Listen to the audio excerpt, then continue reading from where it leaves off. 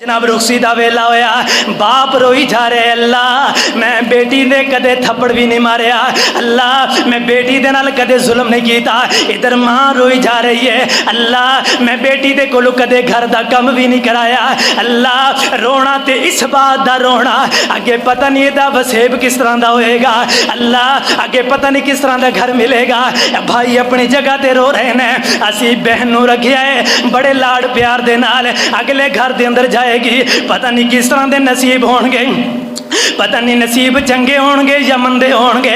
अपनी अपनी जगह ते रो रहे ने, लेकिन यारो ए रोने इन्हां रोणियां दियां कदरां उदों होणगियां जदों असीं बेटियां दी तरबियत सही कीती होएगी, बेटियां दे नाल रल मिल करके बैठिया होएगा।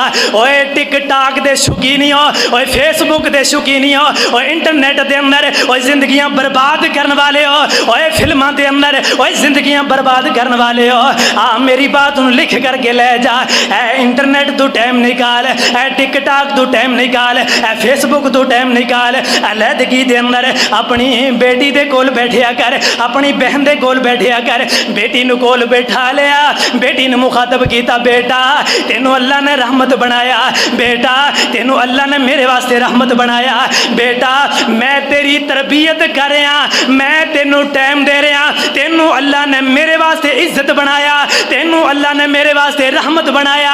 लेकिन बेटा जिंदगी गुजारदे मैं बाप दी इस दाढ़ी का ख्याल रखी, बेटा जिंदगी गुजारदे मेरी कदर का ख्याल रखी, बेटा जिंदगी गुजारदे ए दुनिया के मुआशरे दे अंदर किते लोग तेरी इज्जत दे दीवाने ना बन जान, किते लोग तेरी इज्जत नू छीन करके न ले जान। ओए वीरियो, ओए बहना दे वीरियो, इन्हां बहना दे कोल बैठिया करो, बहना नू समझाया करो, बहना तेनू अल्लाह ने साड़ी इज्जत बनाया, वीरां दा सरताज बनाया, वीरां दा जनाब हम पल्ला बनाया। लेकिन बहनों असी दुनिया दे कारोबार अंदरों, दुनिया दे यारां बेलियां दे अंदरों असी टाइम निकाल करके तुहाडे कोल बैठ जाने। बहनों कदे साड़ी इज्जत नू खराब ना करे जे, बहनों नू समझाया करो। लेकिन साडे यार बेली बाहर दे बड़े, ओए सानू की जरूरत है भैणों कोल बैठण दी, साडे यार बेली बाहर बड़े, मैं कंजर बाहर बड़े ने, सानू की जरूरत है बेटियों कोल बैठण दी।